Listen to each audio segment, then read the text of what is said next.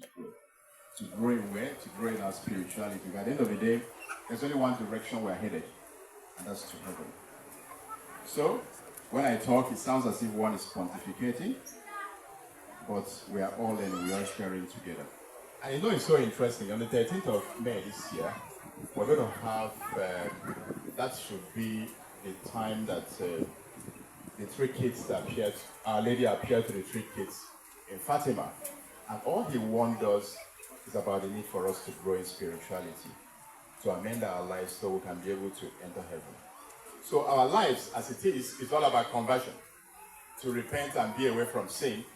But when we repent, what happens? You create a vacuum. So what do you occupy it with? Then you have to occupy it with God. That's what we are struggling and asking God to help us to do. For us to talk about our spirituality, let's examine ourselves. And I wish it's only men that are here. We got certain things we may probably not want to share. But today, we're going to have an adult conversation. So I hope our women will not mind. And I hope our men will not mind. So we have to examine ourselves today. Based on that, we will now think about what kind of things that could be able to help us to grow in this spirituality. A lot of things have been said during the homily. I wasn't here, but I can imagine what could have been said, which is all about growing in spirituality. So if you see me repeating what you heard before, forgive me, because we come to church every day and we come to Mass every Sunday. Basically. We say our rosaries every day. If you say it's monotonous, if you say rosary monotonous, think about how about the sins we commit? Are they also monotonous? So we have to keep saying it over and over again. So one question, let's reflect on today that is Father's Day. And by the way, congratulations to me as a father, and then congratulations to you too, as fathers and as men. I told James, one another thing is I'm supposed to wear white, because I actually brought out my white. If I come now, I look different. He said, no, you need to look distinguished and separate. I said, I don't want to look distinguished. I want to look like every other person. But let's ask ourselves our question. Humility. If you are to do a self-introspection right now and you want to check whether you are humble, what will be your assessment? That will be your key. God is the author and giver of life. We are all married. Our marriage is a path that we're going to follow to reach heaven. Marriage is the path to sanctity. So the question will be, what happens? Let's give this example in our marriages, for instance. Imagine what it's like if you and I have been asking God to do something for us and He has not been able to do that. It's taken a while. And what do we decide to do? We say, you know what? He's not doing anything, so we're going to walk away. Let's do something else. And so we decide to have our own choice. And we remove God amongst the choice that we have. And we follow our own choices. That becomes a new law that we have. But I want to ask yourself a question. If your children are to meet like 2 a.m. in the morning, they meet at 2 a.m. in the morning, and they say that the next morning they woke you up and they said, we have unanimously agreed that we're going to keep watching television every day until 2 a.m. in the morning. And we have agreed that we can only go to school 2 times in the week. And it's unanimous, there's nothing you can do about it. So what's your response? I'm sure you'll tell them, you know what, guys, get up, get out. That's not going to happen because this is my house, under my roof. So when we find ourselves in a situation where we thought, wrongly though, that it looks like God is not listening to our prayers, and we decide to deviate and then do something else. It's something similar to what our kids can resolve to tell us. So God is no longer our choices. And for us that are married, that are parents, that are fathers, what's the attitude towards marital love? One of the most practical ways to fight, because I said this is an adult conversation we're having. While we are celebrating our Father's Day, it is a day to take stock too. How we are living that spiritual life, because that's the ultimate thing. One of the biggest challenges that we have in the whole world, and it's been stated to be to account up to 70% of all the sins we committed. 2 things. If it's not material loss, it is loss for the flesh. Loss for the flesh. And the only way we could be able to fight this is through prayer and sacrifices. Now this sounds pretty much like what we could have heard in the homily of our priest today, because it was exactly the same thing our priest was telling us right in the Church of Ascension, Ikeja, where we came from. So how do we do that? Prayer, sacrifice. We have to. We have to have the attitude of always calling on God, because it's not easy. We get temptations every day. Even when you get into blessed sacraments, there's a way you can go there, even when people are lying down. Especially if they are women from opposite sex. There are ways they lie down that is inappropriate. You probably may forget that you are there for something else. You get distracted. We have to be honest to ourselves. How do you deal with situations like that? Get distracted, you're not looking at Christ who is there looking at you, by the way, trying to know what you're going to do. Or you are having not meditation on Christ, but some other kind of meditation. Now, one way, like I keep saying, is at that point, that's the time to be calling God.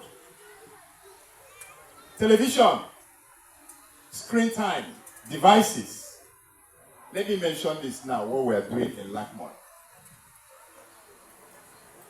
We came into office about 2 months ago, and we resolved that all we are going to be doing in our conventions is no longer going to be the theme for this year. They say, okay, for instance, you must be born again, or feed my sheep. We won't do all that. Why? You know why? Because we hear these things in the church all the time. So we have to see how what we hear in the church informs the kind of life we live. So we are going to be running family-based, marriage-based conventions. And this year, we are going to be dealing with two issues that are destroying our families, destroying our wives, destroying our husbands. Pornography and drugs, substance abuse. You'll be shocked. I was talking to somebody. In fact, when we were with His Grace, he also said the same thing too, and supported what we're doing. You'll be shocked by the number of women who has been able, in course of their needs, to seek for counseling. You know what they say? Remember, I gave caveat to this is an adult conversation though. They were telling people they are going to that, you know what? We don't need men again in our life. We don't need families. Why? Because we have sex toys. We have all kinds of things we use to satisfy ourselves. Can you imagine that? Now, I want you to think deeper about this. If you think deeper about this, think about the forces that are trying to destroy marriage and family all over the world. Let's not go there because you already know. When they try to fight the church directly, they can't be able to get the church because it's a promise that the gates of the Hades will not affect the church. But, and that is not an invitation for you to fold your hands, because it could. And if you look at it, they seem to be succeeding now, quote unquote. Question: what are we men doing? What knowledge do we have? Formation. What do we have as knowledge to be able to pass on to our children, so that this faith we have held as spiritual leaders and custodians for over 2,000 years will continue for the next 100 when we don't know when Christ is coming. For as long as it's possible, what are we doing? Now, these are issues that LACMON, deaneries, parishes are going to be focusing on. Those things that are destroying our marriages and our family. So that when we have realized, we can now see what we hear in the church, how it reflects on the kind of life we're living. Now, how do we see, whether it's our kids, our workplaces, our children, our wives? You know, we are very, very good at always complaining and criticizing the things that we consider bad in people. But the question, we're not good at also realizing the things that we do wrong. How do we look at such things? How patient are we with our spouses, with our children? How distant are we with our spouses? Do we communicate? You're not going to believe this, but it's been known that there are families where husband and wife communicate through text message, sometimes through their children. Go and ask your father this, go and ask your father that. One person is in one room, another person is in another room again. Is that marriage? And let me tell you something in law, and I have a senior colleague here. If I'm wrong, I'm sure he will correct me. The courts have been known to rule that husband and wife can be adjudged to live apart if, in spite of the fact that they are living in the same city, in the same house, they have actually lived apart for 2 years or 3 years, as the case may be, to qualify their marriage to be dissolved. because they are living apart. Conversely, if your husband or your wife is living abroad, and the fact they are living far away does not mean they are living apart. So the wisdom in that is that, how do you relate with your spouse? I asked myself the same question. Remember I said pontification. It sounds pretty much like that. We all struggle with the same thing. Do we show them understanding? Do we communicate? Are they distant? How patient are we? How do we realize that our marriages are part of sanctity? Do we compare our marriages? There are different dynamics in marriages, but one thing is very common. And what's that thing that is common? Is the sacramental grace that takes care of everything else. How do we see our, excuse me, how do we see our families? As a domestic church? Or as a place where we come in and we become more like a Sahendrin, Lord and Master? We finish eating, and you are sitting at the table at this point. To extend your hand to take water to drink, you probably have to ring a bell. Or call the house girl, please come and bring this thing to me, come and bring toothpick. Guy, toothpick there, I carry the thing. Must somebody come and serve you that? Why don't you just lift a finger? So we have to continue to focus on our family and start loving in our home. Can we consider, for instance, today is Father's Day, I know. We get all the attention today. We can do one unselfish act. We can decide to go home today and say, let's help our women. We can wash a dish. I know this is not a popular word. I hate washing dishes. For me, personally. I don't like that. But, if it's going to be the sacrifice we're going to make for us to be closer to God, if it's going to be the sacrifice we're going to make for us to live a virtuous life, a spiritual life, which is part of what we're asked to do here, why don't we just do that? Can we help her and tell her, please, just sit back and relax and enjoy the food I'm going to cook today?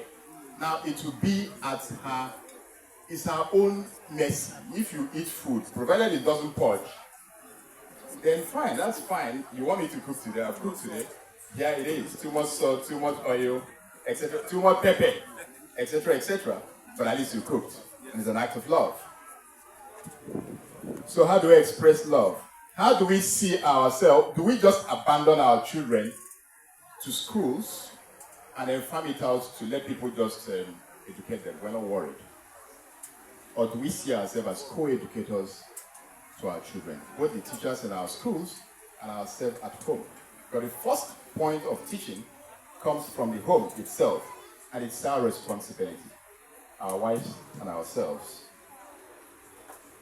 How do we even come back home? You know, let me tell you personally, quite frankly, when we put order in our lives, our times will multiply. I always find it very difficult understanding how a man or a woman goes to work by 5 years left. By the way, the children are still sleeping that time.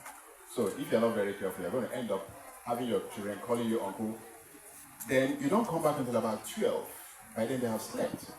So the closest friends they have, confidence, and that's the dangerous part, is the drivers, the house helps, any other person. And think about what they're exposed. Remember what I told you. This is a fact. Over 5 out of 6 out of the kids that are in secondary school today are exposed to drugs, they're exposed to pornography. It's incredible. That is why, men, we have to wake up. These are areas we're going to be focusing on, at least to tell ourselves the truth, because there's fire in the mountain. So do we devote sufficient time to our children? Are we just concerned with having, as I do a lot of times, Facebook, Instagram, television, WhatsApp, social media? That will be a theme for next year, new technologies. That will be another big one we're going to have as a convention in LACMON. And it's going to be an international convention by the grace of God. We will have 3-4 days dedicated sometime next year, 3 days to talk about most of these things that are killing the family and then therefore affecting our faith itself. Let's look at our business. Let's look at this thing. At the beginning of every year, it's always normal for us to say, okay, fine, let's set some SOPs, standard operating procedures. This is the target we have. This is what we're going to achieve, etc., etc. But the question is that, have we also asked ourselves, what target do we have in trying to increase in spirituality? This is why we're here today. You have a target to move from point A to point B in terms of getting close to God. What kind of profit do you even make? If you are